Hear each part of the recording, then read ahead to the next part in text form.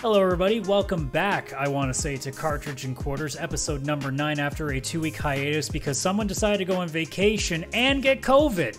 Yeah, it was worth it. I wouldn't change a thing. Isn't it amazing, though, that both you and Kaylin, no COVID, 3 years here in this country, you step in the States and within days, both of you get COVID.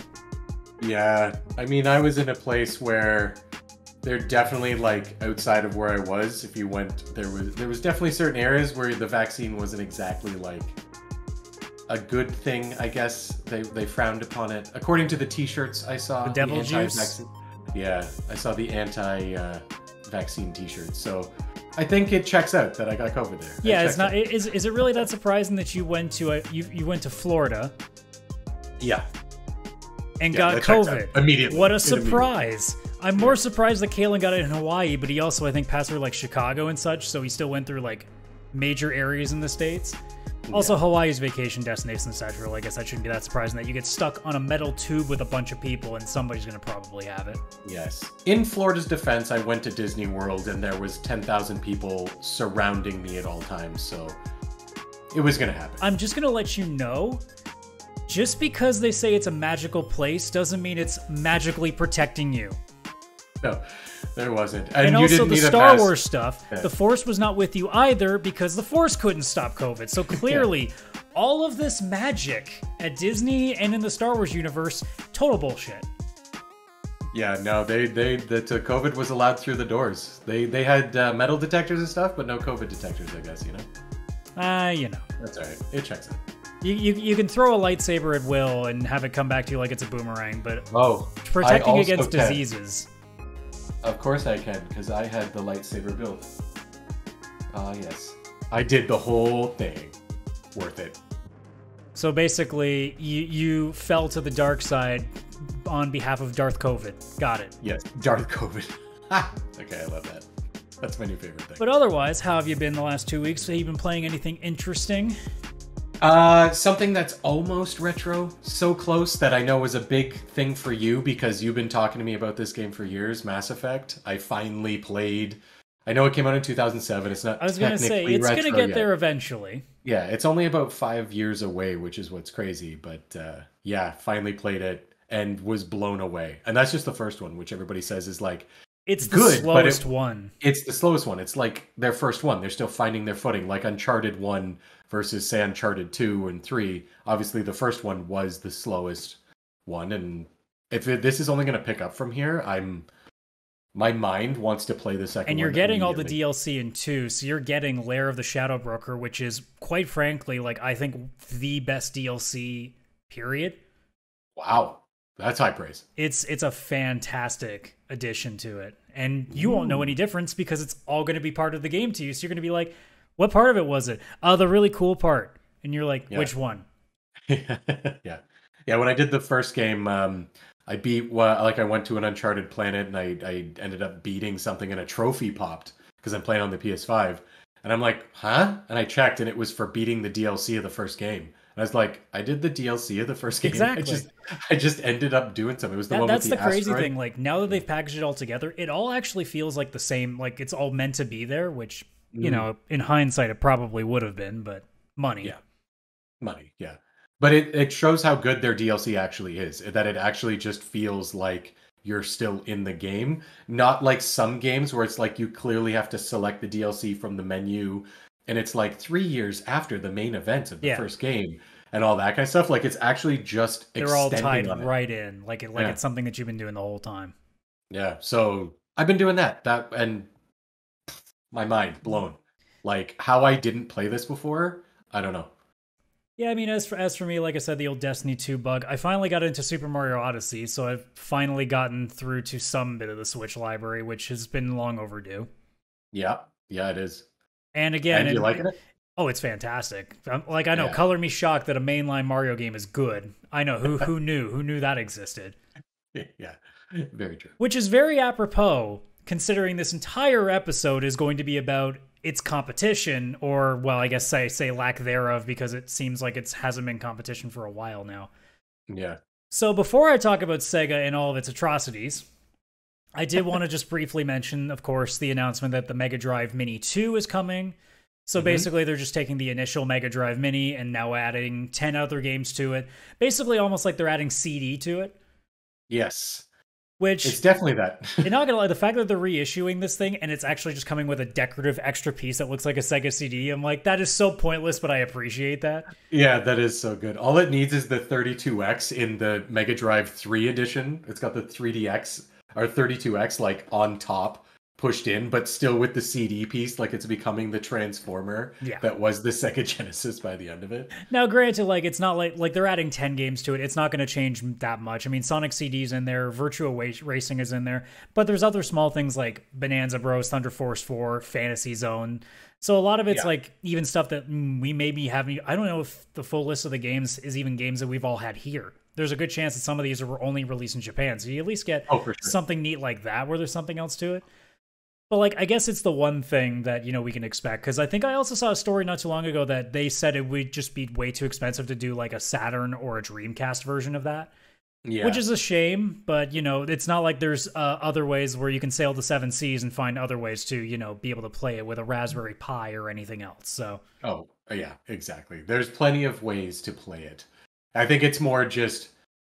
I've seen some people with their setups and they've got the NES Classic, the SNES Classic, the Genesis Classic, and they're all set up, and it's so nice to just have them sitting there. It looks so cool. Well, the N64 Classic already exists. It's just called the Switch Expansion Pass. So we don't talk about that. I would much prefer just an N64 Classic, because I wouldn't mind if there was parts of it that was broken, because it wouldn't be a subscription service and stuff. It would just be this little N64. Ugh. God damn it. No, you're just going to have to deal with this. But that's enough of saying nice things about Sega. So let's just completely dump on the company for the next 30 minutes. Because while it's not retro, it does bring up a lot of retro feelings to us. And obviously, if you're a fan of Sonic, you know that Sonic Frontiers has had a not great initial showing to people. And you keep seeing the things of like, well, you know, it's an early build and blah, blah, blah, blah. To which I go, okay, don't show it then. Yeah, like to me, when I look at it, and if I see early build, it looks like it's 3 years out. Like it's the alpha. And it's supposed to be ready for this year. Yeah, which is very worrying. Yeah, either it's going to be crap or they're going to delay it. And I hope it's the delay, looking at what I've seen. Yeah, I mean, like, you know, when I genuinely look at it, I go, you know what? I'm not against the idea of an open world Sonic. I don't have a problem with that necessarily. It's just they seem to be making like a sandbox and then not much else. And the fact that it's taking place in this like other world, but yet all the Sonic traditions are still there. The bumpers all happen to be there. The little speed slats are always there. There's still loops randomly in this map. Yeah. I really don't know if Sonic was the right choice for an open world. And I think that if they were going to do an open world, putting it in a different world makes even less sense.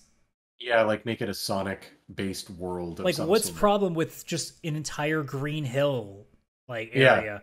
Like just or even zones. Yeah, like having zones within like the maps. Like, I mean, Mario Odyssey has no problem doing that. Yeah. It just goes again to like, I don't think Sonic Team knows what they want to do with this series ever, and it just keeps getting to the point that we all have to remind them, guys, just make old school Sonic games. They're really good, and we always buy them. Yeah. Just not in the Origins package. And because of that, because again, I don't want to spend too much time talking about the present day. The show is supposed to be 20 years and further in the past. So I thought, instead of, you know, crying for 30 minutes over how Sonic is being ruined yet again, we go through the entire catalog of Sonic and remind ourselves what used to be, and then also the things that also made us cry before, you know, all the good stuff came back. There's some retro crap in there. I mean, I don't even know if most of the stuff is retro crap yet. I don't think a lot of it's still even old enough to be retro crap. Oh, right. Oh, my God. Because most of the good stuff, because think about it, like if you're going from Sonic 06 onwards, where the real bad stuff is, it's 06. It's still 4 years from retro. We're going to have a really heated podcast 4 years from now. If we do this podcast somehow in 10 years, we have a completely different conversation of what Sonic is in terms of its retro base. Yeah, Because now it's like, you add in the '06 Secret Rings Black Knight Unleashed, like massive oh, a run of it. In the oh same god. vein that like I think we're almost finally through all the bad Mortal Kombats before the remake comes. So Yes, we're because getting we're there. we're Yeah, getting really close to that too. yeah. Oh, it would be good if we'll be retro because we'll be complaining about that VR Sonic game that makes everyone throw up that comes out in 6 years. So most VR games. Where the only way to make Sonic run is to actually do this with your hands, like you're running, and you have to do it for the entire time. It's a really good exercise game. I was gonna say that's gonna be great for my cardio. I'm gonna be able to play like 4 back-to-back games of softball and not break a sweat. Perfect. I like this idea. What's your secret? Sonic VR. Yeah, there you go. So to start off from the very beginning, obviously you begin with the very first Sonic the Hedgehog, which was originally Mega Drive, not Genesis, because people seem to forget that Mega Drive is where it initialized. Yep. I honestly, like, when I really think about Sonic 1, I don't remember nearly as much of that as I do with, say, 2 and 3, because I never actually owned 1, oddly enough. Oh no. I only ever owned 2 and 3. I definitely had all of them. Mega Drive, Genesis. Oh yeah. Now, it's not to say that I don't remember Green Hill Zone. It'd be impossible not to. Yeah. But, like, Redone so many times. I guess in terms of, like, the 3 of them, whenever I go back and play that one, like, you can tell, like, that's where everything started, and then once 2 and 3 come out, they start to make it better and better. Oh yeah. Oh yeah, that was a series that just improved with each release. And like I said, you know, you had that, and then not too long after that, they re-released it for the Master System and Game Gear, which, again, Sonic on Game Gear was, like, I remember seeing friends on the bus playing that on a Game Gear, and I go, like, even then, mind blown, because it's 1991. I'm like, well, I guess in 1991 I wasn't on a school bus because I would have been 3. But, like, as soon as I was on a school bus and seeing kids playing Game Gear and seeing Sonic and me going, I play that at home. How does that, no, it doesn't. How you take. Now here we stand in 2022 with Steam Decks going, Yeah. Buying a Steam Deck to buy Sonic Origins. yeah, that works. Makes sense to me. I mean, yeah. No. You go even further than that. You get Steam Deck just to emulate Sonic 1 and take that on the road. It would be cheaper. Yeah, probably. Well, I mean, the cost might not be the most cost-effective way, but hey, I don't care. If you're buying a Steam Deck, you don't care about cost-effectiveness. You don't care about cost-effectiveness, not at all. But yeah, like, after that, you had Sonic 2, obviously. That was definitely where things started to kick off a lot. Obviously, Chemical Plant, the big one that people will remember from that. Yeah. Oh, yeah. So, like, Best one of my level favorites was, I think it was Metropolis, the one where it had the weird, like, it's like the screws and stuff. Yeah. The song from that game always made me think of that song Jump. Might as well jump. I don't know why. Which one? Who the hell sings that? No, like, which song in Sonic? Oh, the Metropolis one. Oh, okay. Yeah. Because it's yeah, it kind of has a bit of that similar melody. Both of those songs, for always a split second, I think I'm listening to the other one. It always happens, no matter how old I get. Every time you're playing Metropolis, you're just waiting to hear the tap solo. I am. I'm telling you, as a kid, I was like, this is the same song. There's no way it's not. Oh, that was a really But good no one remembers that Van Halen song. All we remember is the Sammy Hagar one that was in Twister, which I didn't realize was Van Halen until recently.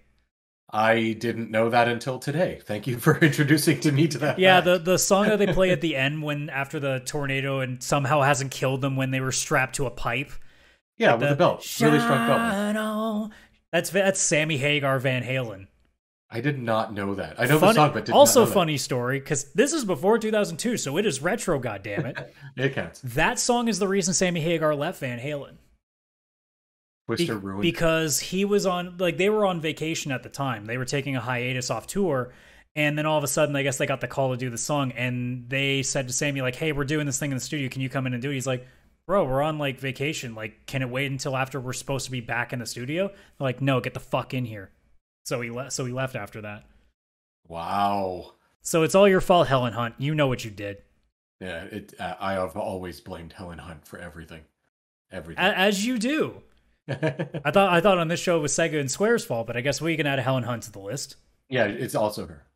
But anyways, rambling aside, after that would have been Sonic CD. which I Oh didn't yeah. actually realize was the third one. I would have assumed it was after Sonic 3 even. I think it's even technically like story-wise, it takes place before Sonic 2. Because at the end of Sonic CD in the credits, it showed Tails come up, and it was like "See you soon" or "See you in the next game," Yeah. and people were like, "Who the hell's that?" Which is what the heck is the order of this story? Timelines are Because I weird. yeah, the timeline in all of this makes no sense because it's crazy shit. I mean, And I video mean game it's timelines in 90s video games, like they never did make sense. I mean, try making no. sense of Mortal Kombat's story. That's why they did a remake, so they could just try to make the story make sense again. No, guys, remember they were fighting in the tournament to save everybody because of the tournament.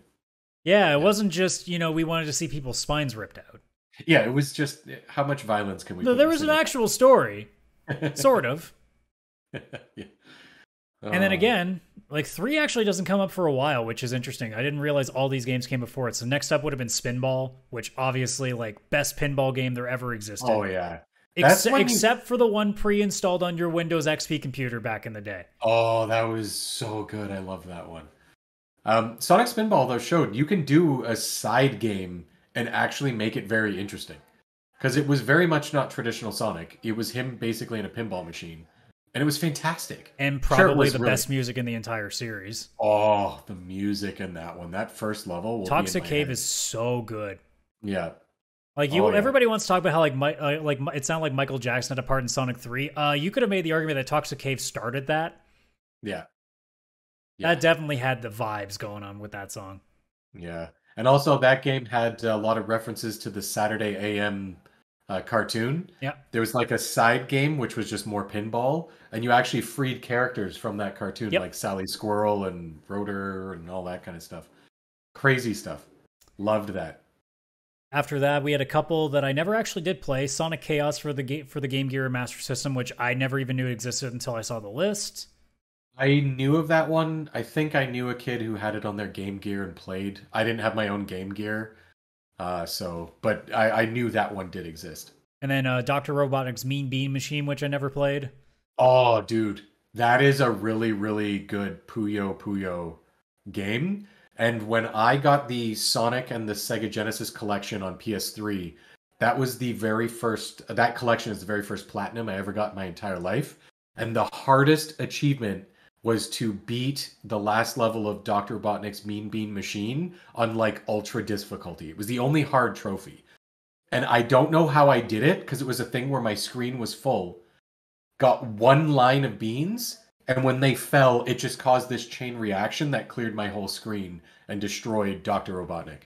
Which also, that game was based on the Adventures of Sonic the Hedgehog cartoon as well. So again, another game that pulled in all the amazing cartoons that were going on, which is, it was a very fun, I mean, it's a puzzle game, like it is what it is, but it was still very fun. And then you get into something that I didn't know existed, and I definitely didn't know existed in NES. This must have been a Japanese thing, but it was called Sega Sonic the Hedgehog in arcade machines. That I have no idea about. Which, from what I'm looking at, as I put the look of it here on the screen for you guys, it almost looks like if they took like when you have those mobile games where it's like you trying to run and not get crushed by like the wall or something like that. Yeah, It's that style of game where it just looks like you're constantly hitting a trackpad to make sure you're walking and just trying not to fall over or something. Oh. But like it Okay. looks really kind of interesting, and it's something that I'm like, man, like that would have been a cool thing to like redo. Although, where are you gonna do that without like a proper like in the spirit of how the game was? I guess it's not gonna make a lot of sense without the little trackball to make yourself run. But it almost has the Sonic 3D Blast kind of look to it. Oh, okay, yeah. Yeah, that sounds like something that should be at Palladium, which isn't around anymore. So. Yeah, well, a lot of things that we used to grow up with and we never had anymore. So unfortunately, that just doesn't work out that way for us. But yeah, as I'm looking through footage of it right now, which anybody watching on YouTube can watch there, I'm not gonna lie, it looks kind of interesting. Yeah, I would try that if definitely it was available in some aspect. Yeah, we'll have to make a trackball modded peripheral for PC and then get the game somehow. And then Or I guess we obviously, could use a keyboard. and then obviously after that, we finally get to Sonic 3, which Oh. is my personal favorite. Oh yeah, same. Just because I really don't think that it's 6 levels, so it doesn't overstay its welcome, and there's 6 really solid levels. Yeah. Like the only one I could Oh, say I have like an iota of an issue with is Marble or not Marble. What's the third level's name? Marble Zone? I Is it think it is Marble Marble Zone? Zone. I think so. Because I'm thinking Was that in was that in Sonic Sonic 1? 1? No, This because is what this is what Sonic 1 was Labyrinth Zone. Labyrinth Zone. Okay. So I think it's Marble Zone. Oh, I'm it's pretty sure Marble it's Marble. Garden. That's okay. Marble Garden, I there knew we there was go. something missing there. Something was missing, yep. But yeah, like all five or all six like levels are really solid. I mean, obviously, you know, you start out nicely with Angel Island. That's your typical Green Hill Zone. Hydro City is fantastic for your water level. That's always terrifying.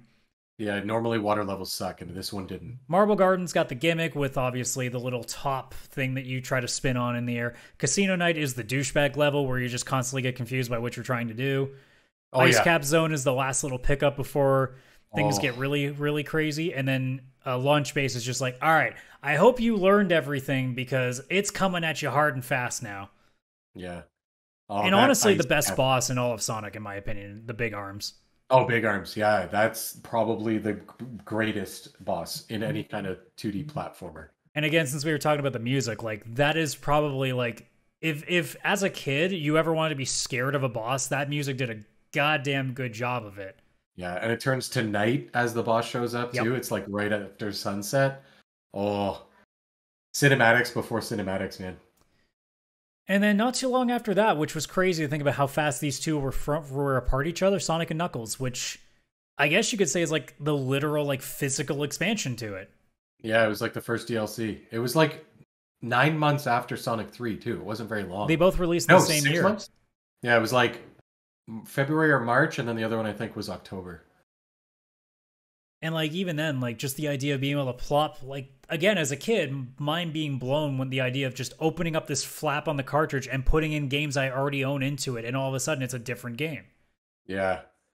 Oh yeah, that was crazy. Like I remember being like I knew it was coming with the Sonic 3 stuff, but then you put Sonic 2 on there and you were playing through Sonic 2 as Knuckles.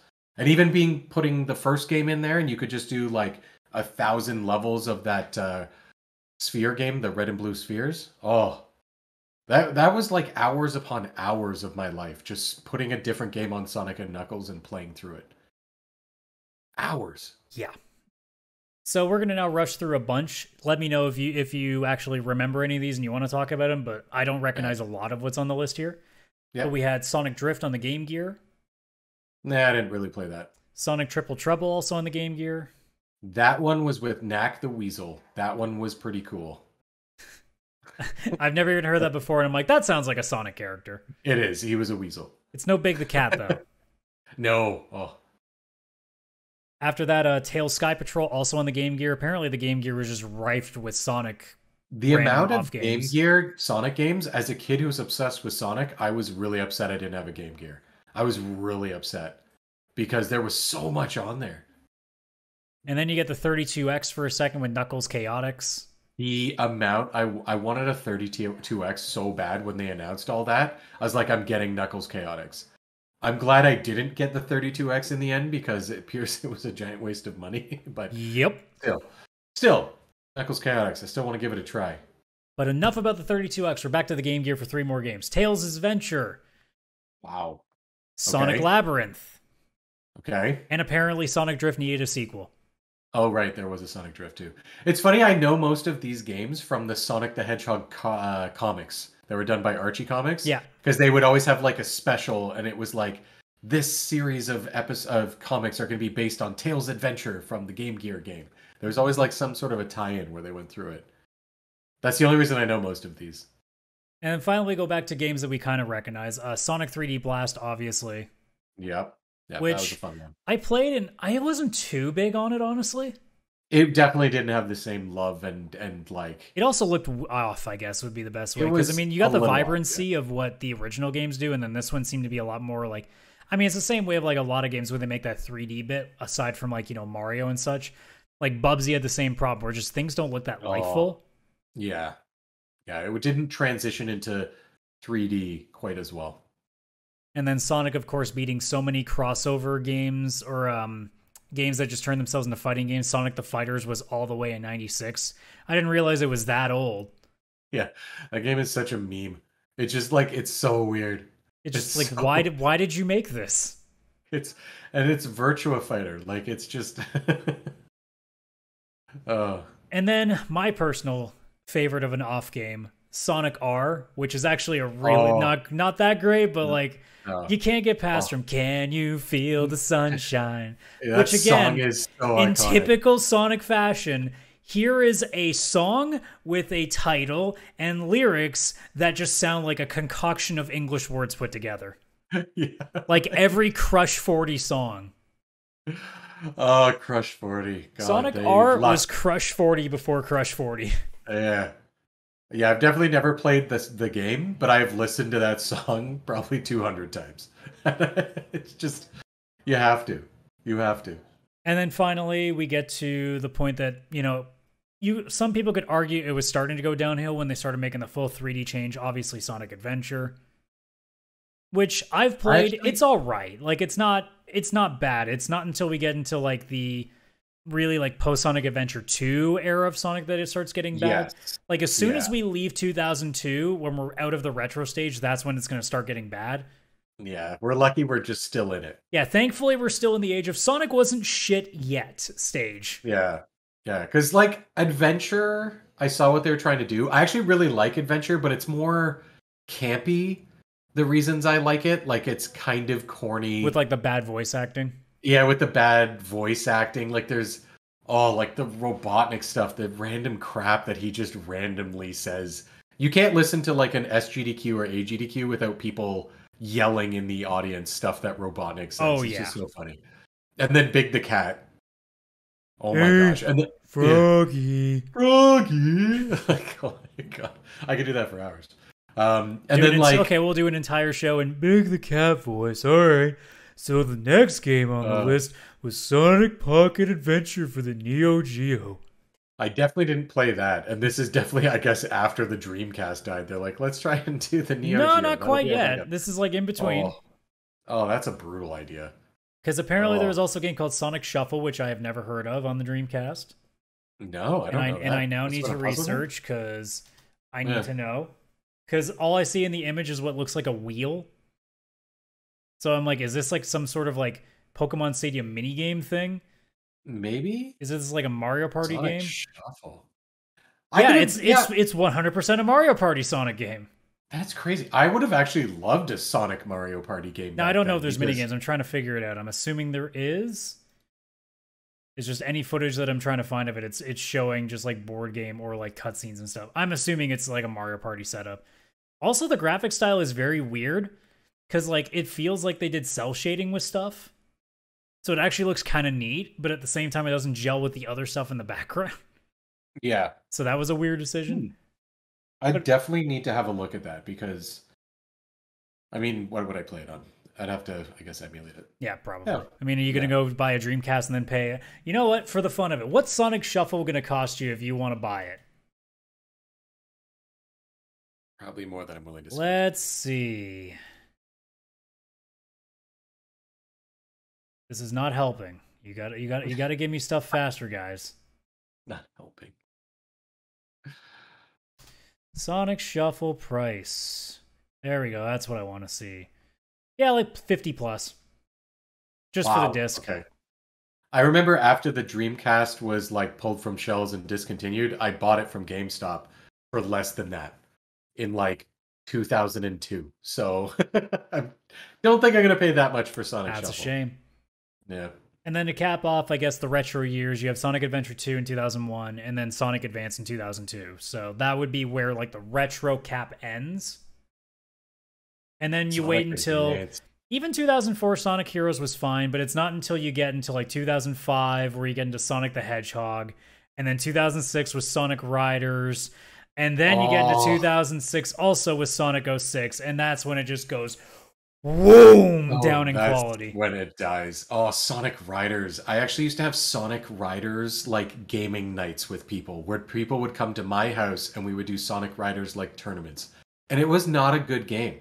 Like it's not like it's not it was Sonic awful. Free Riders though. The Kinect game, Oh which didn't yeah, work. yeah. That would have been a lot worse. Yeah, this one at Legitimately least. did not work. This one worked. It just felt weird. It's like, why did Sonic want to like hoverboard instead of just run? He could have just ran. Why aren't we running? Yeah. No. He's got to be cool, so you got to put him on a snowboard, you know? Like, what do people like? Well, they really like Ice Cap Zone from Sonic 3. You know what? Let's make a game of that. Well, let me do a quick Google search to see if I'm sort of in the ballpark on this assumption. Okay, no, it's a few years removed, but like, so they were probably sitting there be like, all right, what was popular at one point that could use a comeback? And people like, well, people liked SSX a lot. Oh yeah. Or like, well, Oh yeah. Tony Hawk hasn't been the same for a little while. It's like, you know what we should do on Sonic? Give him a snowboard. Oh, they weren't And even downhill snowboarding. it worked perfectly. There was nothing wrong. It didn't start a trend of really bad Sonic games. I mean, it must have sold enough because they made like 3 of them. Because, like, as I brushed through it, like, they did another Sonic pinball game for Game Boy Advance. I don't even remember it existed. There was Sonic Battle, which was like an overhead, like, beat 'em up, like 1v1 thing, which was not good. No. I remember hearing about Sonic Rush, but I don't remember what it was. Sonic Rush, was that the like JRPG style? You know what that game? might have been? Yeah, Oh, no, I think you might be right on that one. Yeah. There was also that. No, that was Brotherhood or something. Sonic Rush was a DS version of like Sonic Advance. Oh, wasn't there like that. Sonic the Dark Brotherhood or something like that? Yeah, that was the Sonic JRPG. Chronicles of Dark Brotherhood. Yeah, there it is. Yeah. Sonic Rush was like Sonic Adventure, but on the DS. Mm-hmm. So it had like the dual screen. That was actually fun. If I remember correctly, you'd be running on the bottom screen, go up a loop, and it would actually take you to the top screen of the DS. That was very cool. Because also the Sonic Advance games were really good, apparently. Yeah. I think I only played one of them, but still, they were really good. And then, like, after that, you basically had Sonic, like, show up for anything else. Like, obviously, you had the 2 Olympic Games with Mario. Yeah. You have the weirdly off-brand, like, Sega Superstars Tennis. So you could be Sonic playing against the girl from Space Channel, whatever the hell that game was called. I think that Sonic and Sega All-Stars Racing did so well. They were like, fuck it. Those were before it. All-Star Racing was 2010. The first Olympic Games, the tennis game, like those were all before that. That blows my mind. I had assumed that the racing did well, and they were like, quick, make money off of this. Put them in tennis. That's what we do with Mario. That's crazy that it went the other way. And then we don't talk about the off-brand Sonic Boom. We really don't talk about Sonic Boom. Oh, Sonic Boom. I made the comment, like, we're recording this on Thursday, you know, and this is hours after I did the Summer Game Fest stream, which you can also check out on the YouTube channel as well. I said at the very beginning when they opened up with Street Fighter 6, I'm like, oh, it's Guile, the better Sonic Boom. Oh, Sonic Boom. Why does that exist? They're like, it's going to be a whole thing. Yeah, it was a TV show, 2 games. Knuckles is going to have like bandages wrapped around his hands. 3 games, I forgot. 1 was Wii U, 2 of them were on 3DS. Poor people that had to deal with that. Oh, that's not good. I feel bad for people who bought both because like, you need the Wii U and the 3DS because it puts the story together. No. What story? You know, how Sonic got his bandages on his legs. So if I was to ask you right now, you know, if you have one mainline Sonic game pre-Sonic 06 and then one off-brand, what would those 2 be? Because for me, it's easy. It's Sonic 3 and Spinball. Mine is the same. To be completely honest, I would say those are exactly where I would be. I'd like off-branded one, like the Mean Bean Machine. Very fun game. I mean, Puyo Puyo, but with like Sonic themed. Very fun. It's flawless because it's just Puyo Puyo. You can't screw it up. And honestly, I would give Sonic Adventure 2 in there, but that's again the campiness of it that like I have a lot of fondness for. Faker? What? No, you're the real Faker. Yeah. We could do a whole show of just saying lines from this and me losing my shit laughing. Because it's so bad. It's so bad. There are 3 things you can guarantee in life: death, taxes, and really bad voice acting in Sonic games. For the mainline ones, yes, 3, 100% in there. But if you gave me Sonic 1, 2, 3, or Sonic and Knuckles, like they're all flawless, like amazing games. And we can if you spend X amount on Sonic Origins, including hard mode and backgrounds in the main menu. You have to pay for backgrounds in the main menu. That's so bad. I really wanted that collection, and I will eventually get it. And Sega's going to be pissed by how long it takes me. Yeah, that is going to be I'll get you. But I'm going to wait a while just so you know that you need to do a better job of selling your shit. It has a higher chance of being on Game Pass or PS Plus well before I buy it. Yeah, like this is something that I'm like, out of principle, I'm spending less than $10 on. Yeah, 100%. 100%. Especially since I have the Sega Genesis collection on my Switch and Steam. I can literally play it almost anywhere right now. So, I don't know. But we'll get there. Yeah, that's just 2 cents from a couple of old men, you know? Yeah, this is us being angry old men. Well, speaking of us being angry old men, why don't we do the rest of the show doing our favorite thing? You love how I set up my segues, don't you? That was actually that was a really good segue. That was actually flawless. And as we go into This Week in We're Old, or I should say, these last 3 weeks in We're Old, because we missed 2 full episodes. I actually thought about last weekend doing an episode, like a side video, just to cover the 2 weeks we missed. And I'm like, you know what? No, I'm going to have to get Chris here to make sure he suffers with all the things that he missed. Yeah. No, I like it. I'm in. So we're going to try to jet through some of these a little bit faster because obviously, we have 3 weeks worth, and, if we cry endlessly, we're going to be here for another 2 hours. Yeah. So this is starting from the 22nd of May. This is how far back we have to go to catch up here. So quickly, 2001, Red Faction for the PS2 in North America. Like that series, just never got too into it because it just seemed to be that one that didn't catch up with a lot of people. Same with how like Crackdown, say for the Xbox, didn't really catch on nearly as well. Yeah, yeah. But in 2000, what did catch very well in North America was Perfect Dark for the N64, or as I like to call it, GoldenEye, but better.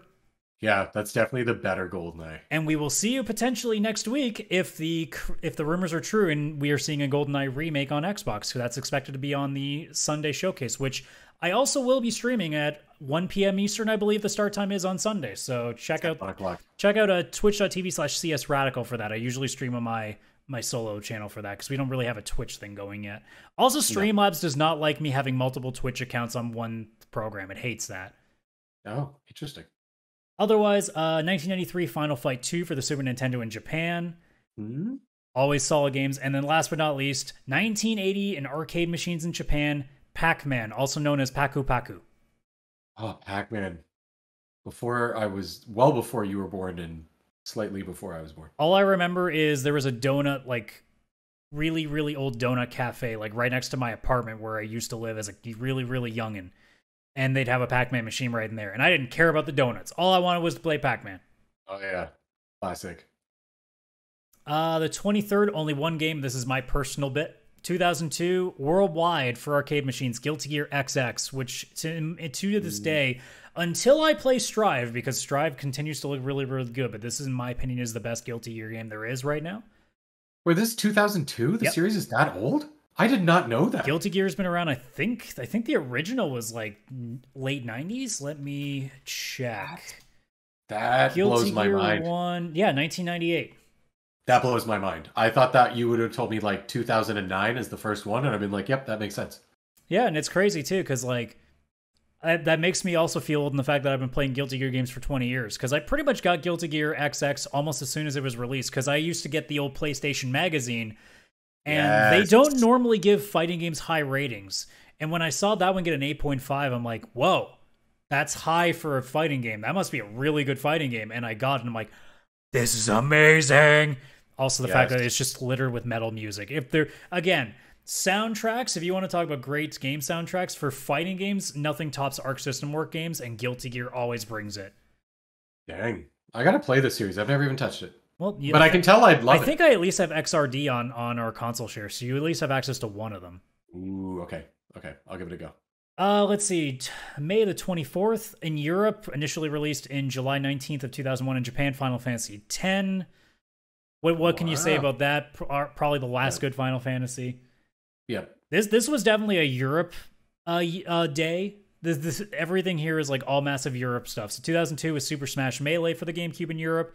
Originally released November 21st, 2001 in Japan. Also, the PS2 version of the operative No One Lives Forever, which was normally released for PC in November 9th of 2000. And then initially released in June 22nd of 1996 for the PC, but for the N64, the Quake port was given to Europe. Wow. Quake. So apparently Europe really liked the 24th for releases. Yep. No, this is very important for them. It's a very important day. And then after that, we go all the way to the 26th, where one game that we definitely have a soft spot for. This isn't an original release. It is a Japan release, but it's not ours. The original release was September 16th in 1994 in North America, but in Japan, they got Maximum Carnage for the Genesis. Now that was a game. The last time that Carnage was good in a Spider-Man property. Also true. Besides maybe the comics. Well, yeah. Yeah. But then we go to the 27th, where, this game kind of made a big deal in Japan. And, no big deal. 1986, for the NES, Dragon Warrior, no big deal. No, that game never turned out to be anything, especially in Japan, where Dragon Quest is a much bigger deal. Yeah.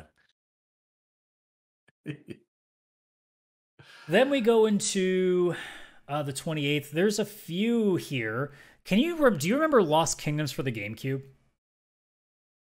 I think I do. It was a weird like JRPG that was built on like almost like a Pokemon setup where you had to like use card summons, almost like it was like an adult card captors. Yeah. I remember that from like Nintendo Power and stuff. Yeah. That released here in North America. That was initially in April 25th, so it was still the same year. It also wasn't even called that in Japan. It was called Rune in Japan, weirdly enough. Oh, yeah, I would have never then picked that up. I have no idea. 2001 Crazy Taxi 2, which I did not know existed, was released for Dreamcast in North America. Did not know there was a sequel. I thought that was interesting. Yeah. What? And then 1998 in Japan. It was originally released in arcades in 97, but this was the PS1 release of King of Fighters 97, which many will know was the release of characters like Ryuji, Blue Mary, and Shingo. Oh, yeah. Okay, moving on to the next week, the 29th. Couple of releases here, both North American. 2002 was Medal of Honor Frontline, which is probably the last Medal of Honor that I remember really liking. I've only played one, and I think it was just called Medal of Honor, but I feel like it was there was reboot. Well, unless it was the old one or unless it was the re-release, like the remake that they did when they brought it back. I think it was the remake. Yeah, I don't think I played any of the older ones. Frontline was a pretty good one. That did like the Storming the Beach level pretty well. Ooh, yep. If you do that well, that's a good level. And then initially released December 14th in 2000 in Japan, we had Dark Cloud 1 for PS2 in North America, which... That's that series? Yeah, if you want to talk about another game that could use a sequel, Dark Cloud would be a nice one to see. Dark Cloud 3 would be an amazing state of play. I'll tell you that for Sony. Yeah, 100%. We didn't say only good games were going to be on this list as we move on to the 31st of May, because in 1999... a very infamously bad N64 game released in North America. Can you guess what I'm talking about? Is it Superman? It is Superman 64. Yes! I can't believe that ever came to light. Who greenlit that? And then we go into the 1st of June, which another notoriously bad N64 game came out. Can you figure what other ones I might be talking about that got released in North America that were like people talk was really, really bad? I'll give you a hint. It was a JRPG. Quest? Yeah, it was Quest 64. I had Quest 64. I tried to like it so bad, but it's so bad. I fell for it. I bought it. I got that day one release. I was so hyped. I was like a JRPG style game on an N64. My life is complete. I'd wanted it so bad. If you've never heard of this game and you want to know how poorly made it was, check out Pro Jared's video on it as he explains how you actually only... because you get 4 elements to level up. You only need 2. You just put all your levels in 2 of them and you're fine. Because that's how badly the game is. Because one of the elements literally has a shield that just blocks magic attacks, and every attack in that game is magic. So you basically get that ability that negates magical attacks, which means you take no damage. And then you pick like the earth element because its spells seem to do the most damage and cover the most ground. That's it. Yeah, it was an area of attack type thing, yeah. And then after that, 1993 for the Super Nintendo here in North America, we got Super Star Wars, the second one, The Empire Strikes Back. Oh, fuck that series. I just recently tried the first one again because it's on PlayStation. It's hard. What the fuck?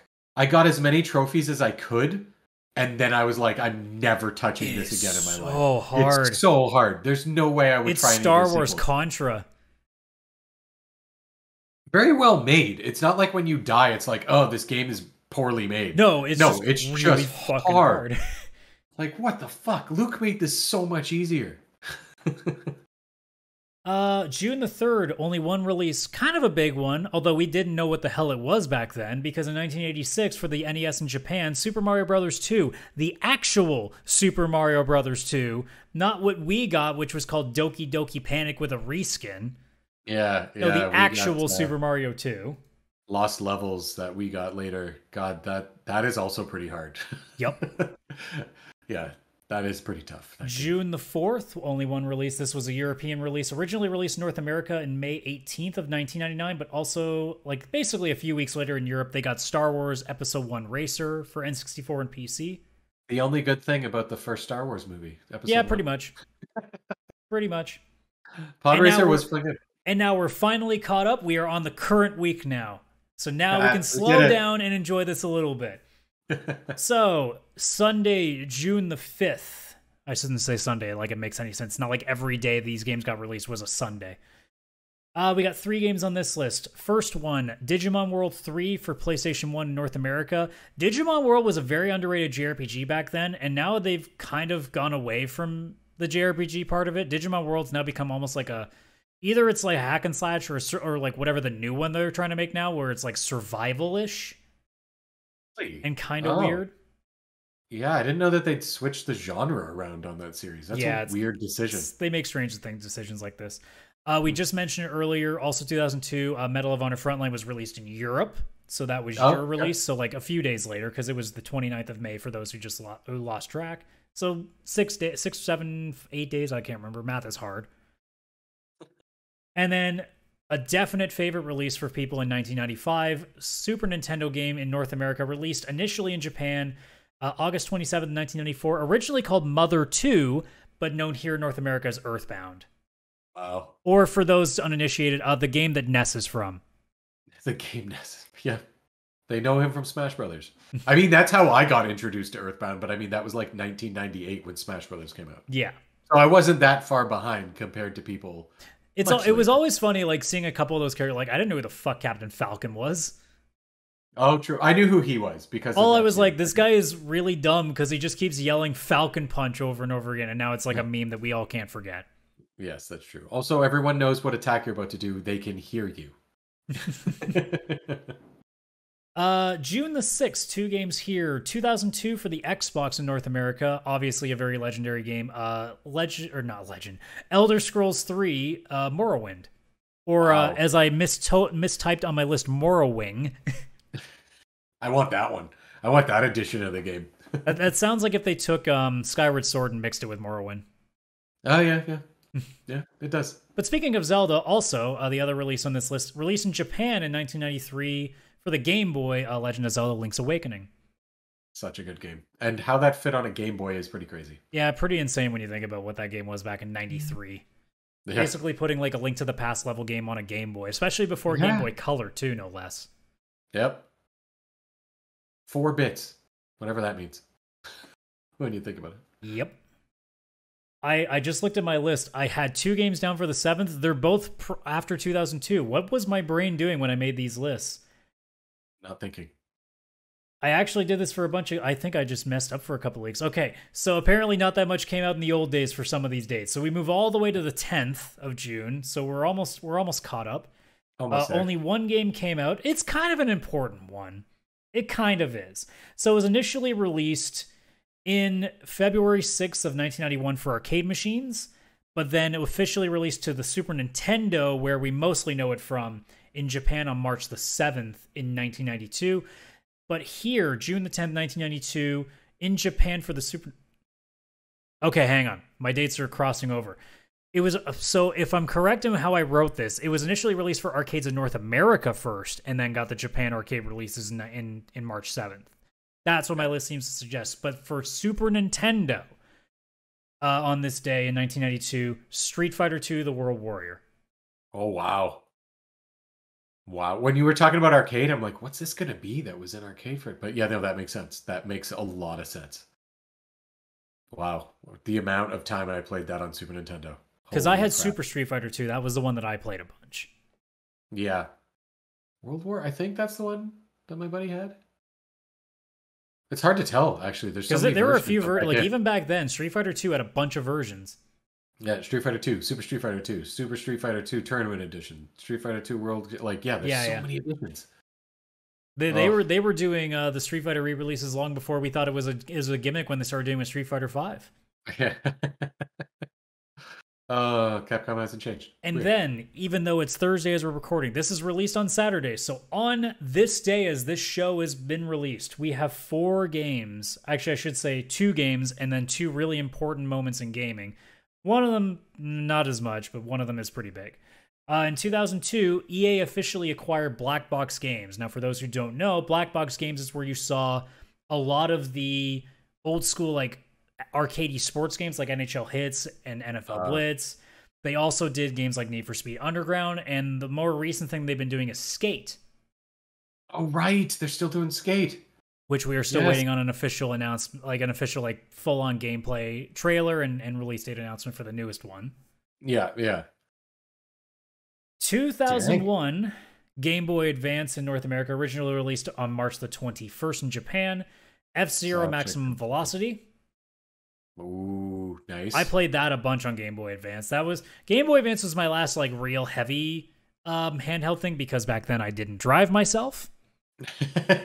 Yeah, right? That was where so much gaming was done. Now, like, as soon as, like, we have our license, handheld gaming is kind of pointless, because if you're the one driving, what are you doing? Yeah, don't game and drive at the same time. Yeah, my handheld gaming is just on the couch in front of the TV where I could be gaming. I don't know what it is, but that's as far as I go. God, I miss just being driven around while playing Game Boy. Yeah, being in the car just playing, like, you know, Pokemon Red, you know. Yeah. Good days. Oh, those were, I love those days. The last game that came out, 1995 in Japan for the N64. Personal favorite of mine, the first Mario Golf. Oh, that was such a good game, too. I don't know what I like more, just playing golf or the mini putt mode. The mini putt mode was fantastic. Oh my god, that was fantastic. I love those kind of golf games, especially the Mario ones. They just, back then especially, they had the charm, the mini putt. Oh, I love that. Yeah, it's why a lot of people, like, obviously went to Hot Shots quite a bit too back in the PS2 era as well, because same kind of deal. It was, you know, you can only play Tiger Woods PGA Tour so many times before you go, okay, this is way too real. Can I play something a little goofier? Yeah, like something fun. Yeah. Oh, yeah. And then in 1990 or 1983, you know, something pretty important happened. So this company was originally called IRM and was formed in 1979. And then with a collection of different assets and stuff, they formed a certain gaming company that you may recognize. We also did an entire episode of the show on not too long ago. So Capcom in 1983 officially was formed on this very day that we are talking. Just right before I was born by like a few months. That's crazy. Me and Capcom.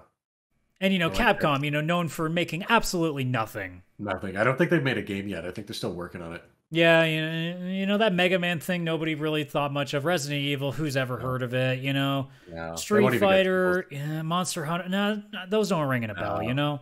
No, they don't exist. Didn't happen.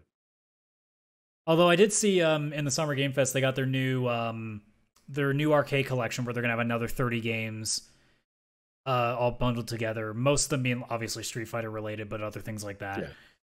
I always think that's cool to just have these big compilations. That's why the Sega Classics is always like a cool thing, because it just bundles a bunch of stuff together. Yeah. You also get to play games that you never like would have tried, but because it's right there in front of you, you're like, screw it, what's this game like? Yeah, oh shit, Shinobi is hard as fuck.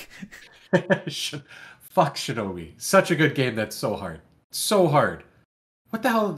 Why did everybody assume in the 80s and 90s that ninjas had to do the impossible and then make the game impossible? Like, I don't get it. Well, look, all ninjas really wanted was your quarters. That's it. Oh, that's why. That's why they did it. It was the quarters. They were not actually assassins. They were change stealers. Common thieves. they were basically Aladdin, you know? Yep. Street rat. Yep. We're all caught up. Well, that was intense. That was an intense catch up. I mean, assuming that, next time I do these lists, because I'm looking at the schedule for next week. I haven't filled out the entire week. And as I'm scrolling through, I don't know what was wrong with me whenever I started doing more of these, because I do a bunch of these whenever I have like no time, so I try to figure out what it is. Apparently this last stretch, I forgot about the whole retro part of it, so there's just a lot of 2002 plus games on these lists. Like, came out in 2021. Apparently I thought Lollipop Chainsaw was retro, which is only 10 years old. Yeah, that's... Like that kind of stuff, Yeah. Like, as I'm looking through this list, I'm like, wow, there clearly isn't nearly that much. Man, that's kind of disappointing. Yeah. It's like, man, that next week in What's Old is not going to actually be that much based on the list that I have so far, because I'm only missing one day, and I'm counting, like, less than 10 games overall. That sounds like future Chris and Adams problem. Yeah, that sounds like a future problem. I don't have to care about that stuff right now. Maybe some new games in the past will release between now and next week, and it'll be fixed. Maybe if we're lucky, we'll have more to talk about, so we don't have to worry about needing a gimmick like This Week in World to kind of fill time. Maybe Square will come back in like they usually do and do something else that will make us angry. Because again, this is episode 9, I believe. And we never intended this to be the Bash Square and Sega show, but it seems like they're going out of their way to make sure that we have something to talk about negatively with them. They are. They're just trying to help us out, man. So I'm just waiting to see what the next thing is. Eventually, someone else is going to step up to the plate and do something stupid. So eventually, we're going to add like another company to the list. But it seems like Sega and Square are like, no, this is our thing. Stop. Only we're allowed to completely trash all of your memories of like nostalgia. Sega and Square Enix are going to come together and stop making games to create an NFT website or something, and we're just going to fall apart and just have so much content. Did you see the story that they mentioned that I think it was Crystal Dynamics and Eidos? The sale of them had nothing to do with adding into their NFT library. I'm like, that's great, Square. I'm good to know that you didn't sell off companies just for your NFT and blockchain crap. Yeah. That's great, guys. That's what I was worried about. Like, yeah. I'm so happy you clarified, because now I'm not nearly as pissed. Yeah. I say as I'm still very bitter that you couldn't do something as simple as report Chrono Cross. This is, I can't believe you're going to end this show on that note. How did you do this? I'm not sorry. Yeah, no, you never are. You never are. Oh, God. Well, nothing ends a Cartridge Quarters episode like stress, depression, and downright anger. Yep, that's what retro's all about. Yup. It's remembering the good stuff and how it's all garbage now. Kids. I don't know why I said kids. It just fits. Well, apparently they went fuck the kids, because they were specifically talking about us when we were kids. Yes, this is also true. This is definitely true. Well, with all of that said, thank you so much for checking out this episode of Cartridge Quarters. I hope you guys enjoyed this. As Kaylin always says, hope it was good for you. We had a great time. Except for this last 2 minutes. I think Chris is a little bit upset now. I'm so upset. It's ridiculous. But otherwise, if you want to check us out further, the link below, if you're watching on YouTube, is there. Otherwise, if you are here listening to us on any audio platform, whether you're on Spotify, Google Podcasts, Apple Podcasts, Stitcher Radio, Pocket Casts, wherever you're listening to that there. I don't know why. I'm not having a bad thing to say about Pocket Casts. I'm just saying, like, how did you end up there and nowhere else? I got questions. I'm not bad-mouthing. I'm just wondering how you get there and nowhere else. Yeah. But yeah, the link to all of our stuff is linktree/pixelplaypodcast. That is XX. Holy crap, brain. Wow. 2 weeks of not doing the show, and I can't spell Linktree. I think an X is in there somewhere. Did we make this website in 1990 where you had to put X's on everything? Where did you get an X from? I have no idea. Letters? Like... Anyways, it's Linktree/pixelplaypodcast. That is linktr.ee/pixelplaypodcast. XXXX Linktree X, you know? Those X's, man. That has all of our socials, link to our YouTube page, link to our email if you guys want to send us questions. Also a link to our Discord, which you should totally come and check out and hang out with us there and make fun of everything that you hate. It is a fun place. It is a fun place to be. I enjoy it. I mean, certainly more than the last 3 minutes, I guess now, of depression and what the hell is wrong with my co-host. Yes, this is true. We could just go be depressed in the Discord. It's fine. Well, we could do a whole episode too on what's wrong with me. I think we need like several years worth of shows to kind of get all that ironed out. Yeah, we'll get it. We'll iron through it, man. We'll get there. Third podcast and just pure rehab session. And it'll just be me sitting in a chair being like, just make a turn-based Final Fantasy again. What's like, man, why are you so invested? It's Can't just a Tuesday afternoon. I can't help it. Yeah. And then it'll all end with, a dream sequence, and it'll just be me sitting in front of an Arby's drive-thru, and then we'll just do the meme all over again. I love it. But yep, that's it for this episode. We will, guys, see you next week, obviously, every Saturday at 10 a.m. Pixel Play Podcast, our main show with the current day news. That goes up every Wednesday at noon. So yeah, one more time, thanks for checking out the show. We will see you on the next one. Have a good one, and enjoy all the good Sonic games, because it sounds like we're not going to get a good one for a little while again. It's going to be a while. Sad face. Sad face. Bye. Cheers, everybody.